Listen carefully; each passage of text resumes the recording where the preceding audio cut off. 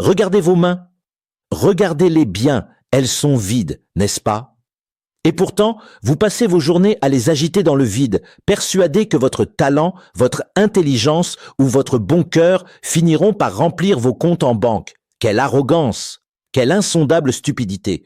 Vous êtes là, assis derrière un écran, à chercher la formule magique du succès, alors que vous n'êtes rien d'autre qu'un résidu statistique, un idiot chanceux qui a survécu jusqu'ici uniquement parce que le système a encore besoin de votre force de travail médiocre pour lubrifier ses rouages. On vous a menti. On vous a gavé de cette mélasse empoisonnée qu'on appelle la méritocratie. On vous a fait croire que si vous travailliez dur, si vous étiez bon, le monde vous rendrait l'appareil. C'est un mensonge systémique, une trahison orchestrée par ceux qui détiennent les clés de la machine pour s'assurer que vous restiez sagement à votre place, en bas. Écoutez-moi bien, car ce que je vais vous dire va briser l'image que vous avez de vous-même. Le mérite est une invention pour les perdants. C'est le doudou psychologique que l'on donne aux esclaves modernes pour qu'ils ne se révoltent pas en voyant l'injustice flagrante de la répartition des richesses. Vous n'êtes pas doué. Vous n'êtes pas spécial. Si vous avez réussi ne serait-ce qu'un iota de quelque chose dans votre vie, ce n'est pas grâce à votre génie. C'est parce que vous avez bénéficié d'une anomalie statistique que vous avez eu l'outrecuidance de baptiser compétence. Vous êtes des survivants d'un crash aérien qui pensent avoir appris à voler. La vérité est brutale. La plupart des riches ne sont pas plus intelligents que vous. Ils sont simplement le produit d'une asymétrie qu'ils ont su exploiter sans même le comprendre. Mais vous restez bloqué dans l'illusion du contrôle. Parlons de cette équation que vous pensez maîtriser. L'équation du grit. On vous l'a vendue comme le Graal. Talent multiplié par effort égale compétence. Puis, compétence multipliée par effort égale réussite. Vous voyez ce premier bloc? Talent fois effort égale compétence. C'est là que le piège se referme sur votre cou. Vous passez votre vie à essayer de gonfler ce multiplicateur de talent. Vous lisez des livres, vous suivez des formations, vous accumulez des diplômes comme des médailles de participation dans une course que personne ne regarde. Mais le talent n'est qu'une prédisposition biologique, une loterie génétique dont vous avez probablement tiré les mauvais numéros. Multiplier 0 par l'effort, ça donne toujours 0. Votre effort est une ressource épuisable, une pile qui se vide chaque jour dans des tâches insignifiantes, tandis que les maîtres du jeu utilisent votre effort pour construire leurs propres compétences. La compétence seule est une prison dorée. Vous devenez le meilleur esclave du champ et vous vous en félicitez. Regardez comme je manie bien la houe, criez-vous pendant que le propriétaire du domaine vend la récolte pour des millions. Vous avez oublié la seconde partie de l'équation. Compétence multipliée par effort égale réussite. Mais dans votre monde de bisounours, vous oubliez la variable invisible, celle que Taleb appelle l'asymétrie. Vous oubliez que le monde n'est pas linéaire. Il est chaotique, violent et profondément injuste. Vous pouvez avoir toute la compétence du monde si vous ne comprenez pas que vous êtes un idiot chanceux qui ignore les forces de la symétrie, vous finirez par être balayé par le premier signe noir qui croisera votre route. Regardez l'histoire, regardez ceux que vous idolâtrez. Vous ne voyez que les survivants. Vous ne voyez pas les millions de cadavres de ceux qui avaient plus de talent que vous, qui ont fourni plus d'efforts que vous, mais qui ont fini dans l'oubli total parce que la pièce est tombée du mauvais côté. Le biais de survie est l'anesthésie qui vous permet de continuer à espérer. Vous croyez que le succès laisse des indices? Non, le succès laisse des cicatrices que les vainqueurs maquillent en conseil de développement personnel. Vous êtes dans un tunnel et la lumière que vous voyez au bout, ce n'est pas la sortie. C'est le train de la réalité qui arrive à toute vitesse pour vous écraser. Vous vous demandez pourquoi, malgré tous vos efforts, votre compte en banque ressemble toujours à un champ de ruines. C'est parce que vous traitez votre vie comme une progression logique alors qu'elle est une succession de paris perdus d'avance. Vous n'avez pas de système, vous n'avez que des espoirs. Et l'espoir est la monnaie des pauvres. Chaque matin, vous vous levez pour vendre votre temps contre des miettes, convaincu que demain sera différent. Mais pourquoi le serait-il? Qu'avez-vous changé dans la structure même de votre machine? Rien. Vous avez juste mis un peu plus d'huile de coude sur un moteur qui a été conçu pour caler. Vous pensez que la richesse est une question de travail acharné? Allez dire ça aux mineurs de cobalt en Afrique. Ils travaillent en plus en une journée que vous, en un mois. Sont-ils riches? Non. Ils sont les rouages de la domination totale de ceux qui ont compris le code secret. Le code, ce n'est pas le travail. Le code, c'est l'asymétrie. C'est la capacité à se positionner là où l'effort est multiplié par 1000, non pas par votre propre sueur, mais par le levier de la structure. Mais vous avez peur du levier. Vous avez peur du risque, vous avez peur de l'incertitude, alors vous vous réfugiez dans la sécurité de votre médiocrité méritocratique. Et c'est là que le véritable cauchemar commence. Car pendant que vous polissez votre petite compétence insignifiante, le monde change. Les règles sont réécrites par des gens qui ne jouent pas au même jeu que vous. Vous jouez aux dames pendant qu'ils jouent à la guerre thermonucléaire globale. Et le plus triste, c'est que vous êtes fier de votre stratégie de dame. Vous vous dites: si je fais un pas de plus, je deviendrai une reine. Pauvre imbécile, le plateau est en train de brûler et vous discutez encore de la couleur des pions. Vous voulez la vérité? La voici, elle est amère comme le fiel. Vous n'êtes pas en train de construire un avenir, vous êtes en train de gérer votre déclin. Chaque minute passée à croire au mérite est une minute de trahison envers votre potentiel de domination.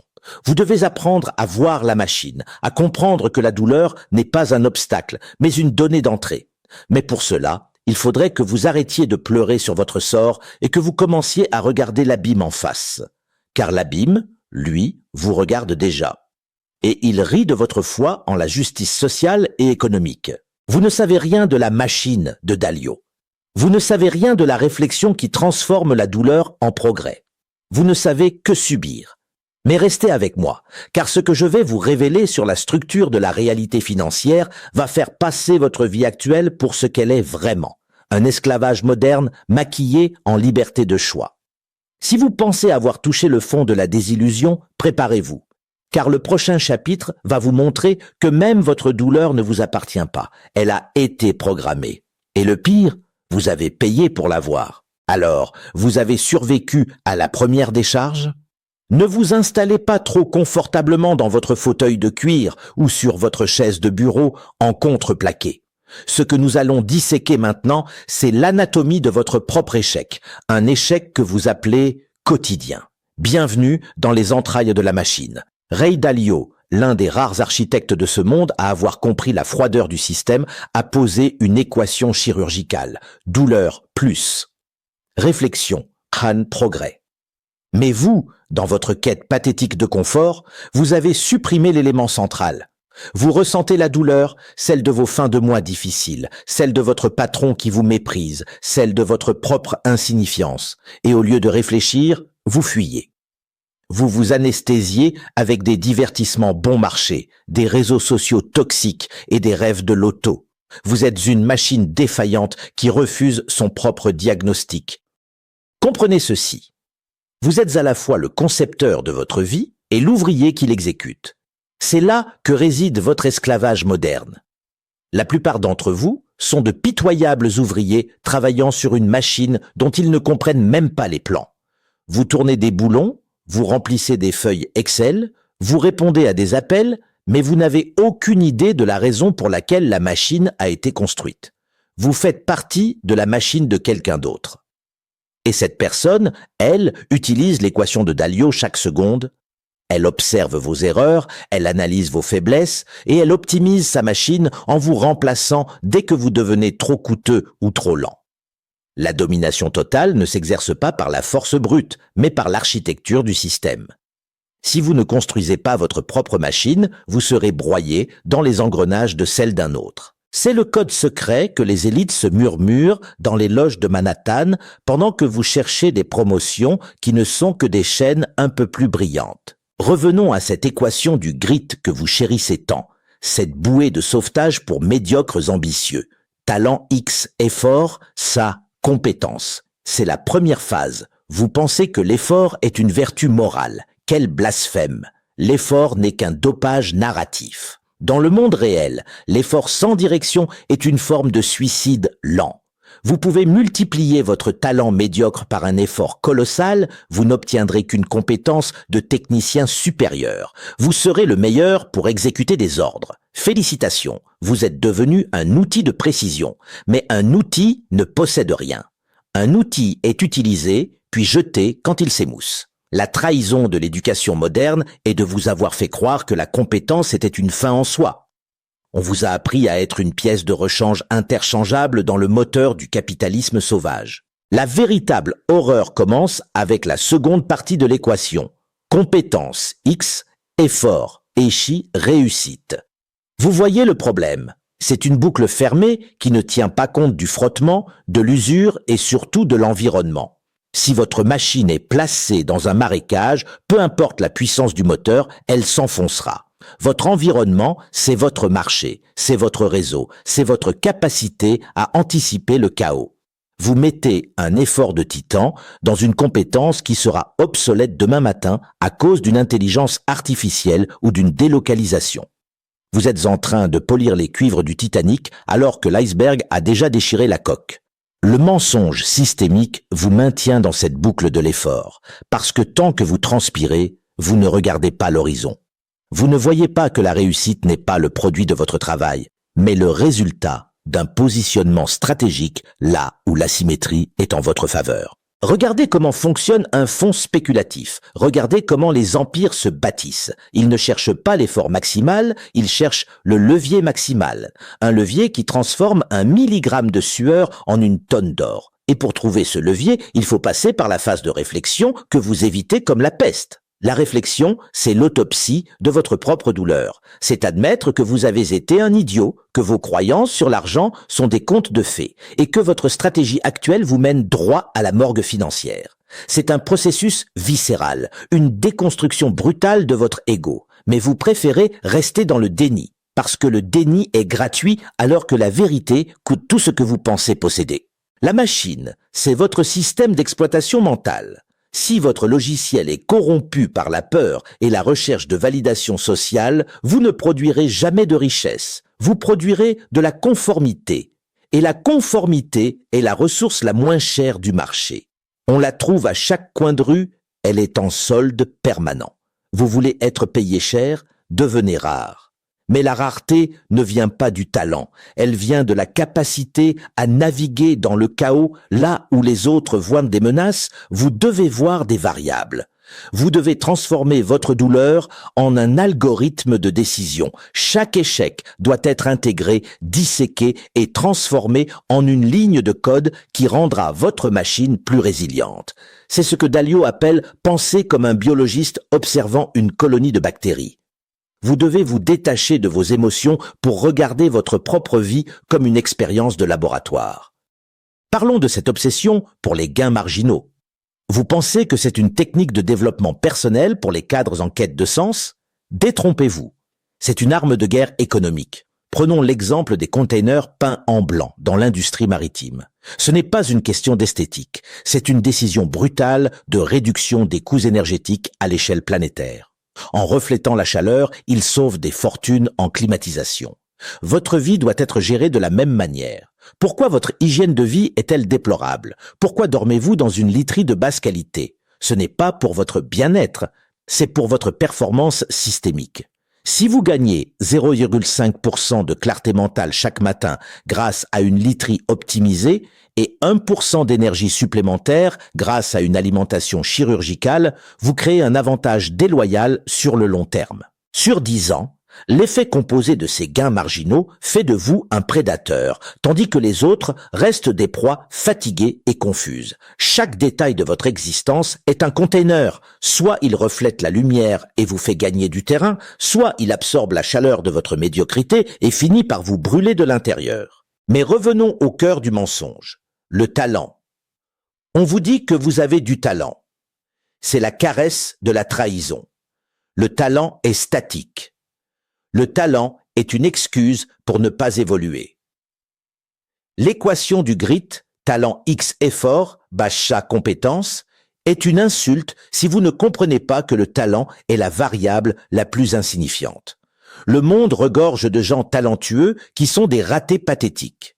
Ce qui compte, c'est la multiplication de l'effort par la compétence pour atteindre la réussite, mais une réussite qui s'inscrit dans l'asymétrie.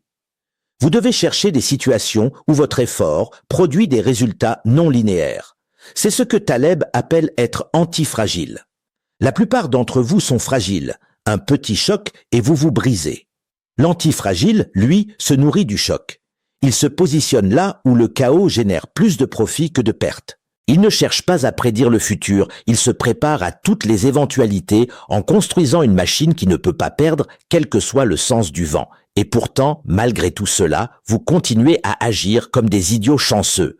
Vous gagnez un peu d'argent et vous pensez que c'est parce que vous êtes un génie. C'est le biais de survie qui parle. Vous oubliez que vous êtes à un signe noir de la faillite totale. Vous n'avez pas de système de protection, pas de skin in the game réel. Vous jouez avec l'argent du casino en pensant que c'est le vôtre. La domination totale exige une conscience aiguë de la fragilité de votre position. Chaque succès doit être accueilli avec une paranoïa constructive. Pourquoi ai-je réussi ? Est-ce un coup de chance ou une faille systémique que je peux reproduire ? Si vous ne pouvez pas répondre à cette question, vous n'êtes pas un entrepreneur, vous êtes un joueur de roulette russe qui n'a pas encore entendu le clic fatal. Regardez autour de vous. Le studio dans lequel je me trouve, c'est gratte-ciel de New York.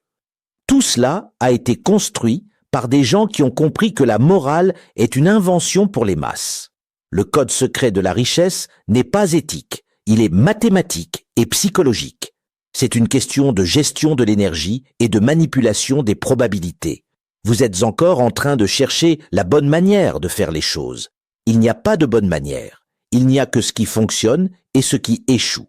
Et ce qui fonctionne, c'est l'industrialisation de votre propre personne. C'est transformer chaque aspect de votre vie, de votre sommeil à votre manière de respirer, en un outil de domination.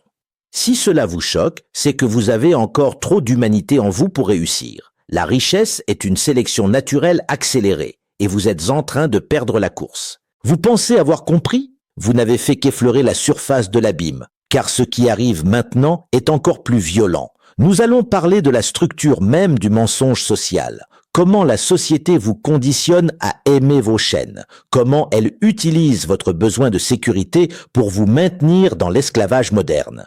Je vais vous montrer comment la classe moyenne est un camp de concentration mentale dont les barbelés sont faits de crédit à la consommation et de peur du jugement. Si vous voulez vraiment sortir de la machine, vous allez devoir apprendre à trahir tout ce que vous considérez comme sacré. Car au sommet, il n'y a pas de place pour la morale des esclaves. Il n'y a que le code, la puissance et le silence de ceux qui ont tout pris. Préparez-vous, car la suite va faire voler en éclats vos dernières illusions sur la liberté. Vous croyez être libre ? Vous n'êtes qu'un processeur qui exécute un programme écrit par d'autres. Mais je vais vous donner les clés pour réécrire votre propre firmware, à condition que vous acceptiez de regarder le monstre que vous allez devenir. Car pour dominer le système, il faut d'abord accepter de ne plus en faire partie.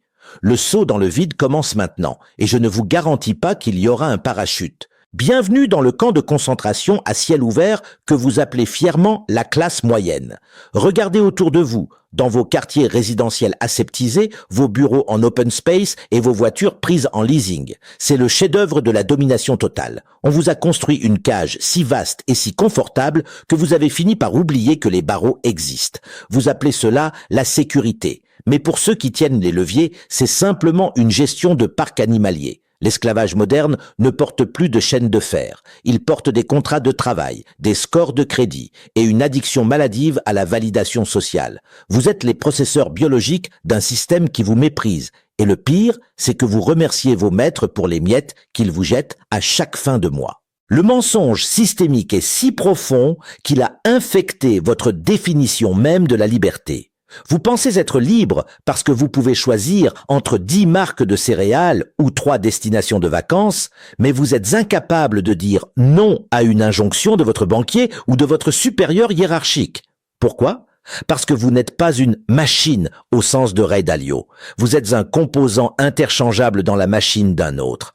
Dalio explique que pour réussir, il faut regarder la réalité en face sans le filtre de l'ego. Mais votre ego est votre prison.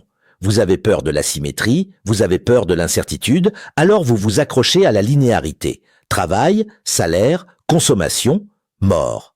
C'est une ligne droite vers le néant, mais elle vous rassure parce qu'elle est prévisible. C'est la trahison de votre potentiel au nom d'une tranquillité de façade qui volera en éclats au premier signe noir. Parlons-en de cette asymétrie que vous ignorez. Nassim Taleb nous enseigne que le monde est régi par l'exception, par l'imprévu massif.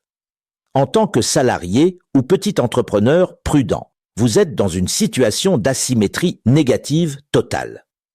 Vos gains sont plafonnés par votre temps et votre contrat, mais vos risques sont infinis.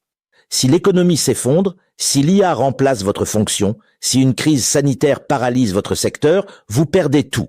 Vous n'avez aucune protection contre le chaos. À l'inverse, les architectes du système se positionnent en asymétrie positive. Ils limitent leurs pertes et s'exposent à des gains illimités. Ils possèdent les actifs, ils possèdent les infrastructures, ils possèdent le code.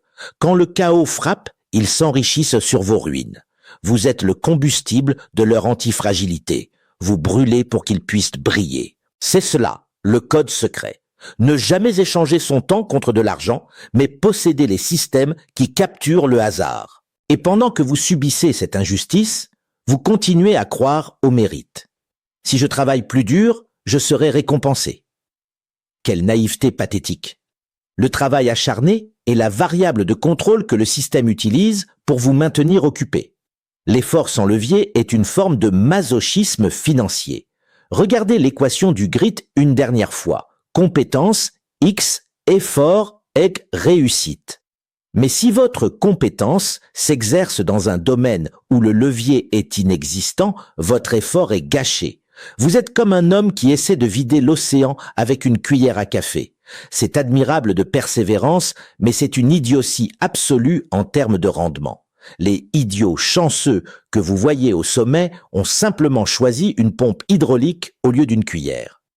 Ils ne sont pas plus courageux que vous, ils sont juste plus cyniques face à la structure de la réalité. Le mensonge du mérite est la dernière barrière que vous devez abattre. Si vous croyez encore que vous méritez quelque chose, vous êtes vulnérable. Le sentiment de mérite engendre la plainte quand la récompense n'arrive pas. Mais le monde ne vous doit rien.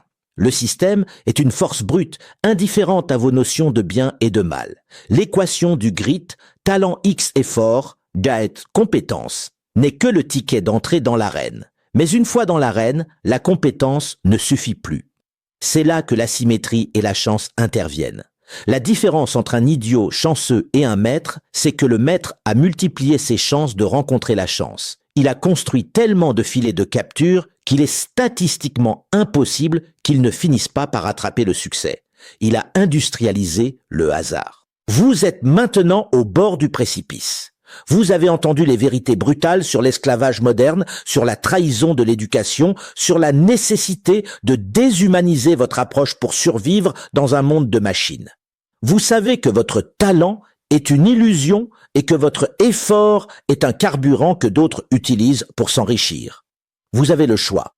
Vous pouvez fermer cette fenêtre, retourner à votre vie de dindon de la farce et attendre que la hache du prochain signe noir tombe sur votre cou. Ou bien vous pouvez décider que l'idiot chanceux, à partir de maintenant, ce sera vous. Mais un idiot conscient, un idiot qui a piraté le code secret de la machine pour la faire tourner à son avantage. La richesse n'est pas un chiffre sur un écran, c'est la capacité de dire non au monde entier. C'est la domination totale sur votre temps, sur votre esprit et sur ceux qui essaient de vous enchaîner. Mais ce pouvoir a un prix. Il exige que vous renonciez à la chaleur rassurante de la masse. Il exige que vous acceptiez la solitude du prédateur au sommet de la tour. Il exige que vous deveniez le boucher plutôt que le dindon. Regardez bien ces gratte-ciel une dernière fois. Ils ne sont plus des bâtiments, ils sont des trophées. Et la seule question qui reste est de savoir si vous allez continuer à les admirer d'en bas ou si vous allez monter ici pour prendre ce qui vous appartient par droit de conquête psychologique. Le script est écrit. Les vérités ont été jetées à votre visage comme de l'acide. Votre ancienne vie est en train de se dissoudre. Mais attention, posséder le savoir n'est rien sans l'image qui le vend, sans le titre qui l'impose, sans la stratégie qui le propage. Vous avez le texte, mais avez-vous l'armature pour le rendre viral ? Avez-vous les outils pour que ce message devienne une arme de destruction massive sur l'algorithme ? Car pour vaincre la machine, il faut utiliser les armes de la machine. Le contenu est le roi, mais la distribution est le dieu. Et nous allons maintenant forger les outils de cette distribution divine, des images qui traumatisent l'œil au titre qui violent l'attention du spectateur. Si vous pensiez que le plus dur était fait, vous vous trompiez lourdement, car maintenant, nous allons passer de la théorie de la domination à la pratique de la capture de masse. Nous allons construire la façade de votre empire, celle qui attirera les curieux pour mieux les enfermer dans votre vérité. Êtes-vous prêt à voir comment on manipule l'algorithme pour qu'il serve votre nouvelle religion de la richesse? Le mensonge est fini. La guerre commence. Et dans cette guerre, il n'y a pas de prisonniers. Il n'y a que des propriétaires et des propriétés. Laquelle de ces deux catégories choisirez-vous d'incarner dans les prochaines minutes? La porte est ouverte, mais le seuil est en feu.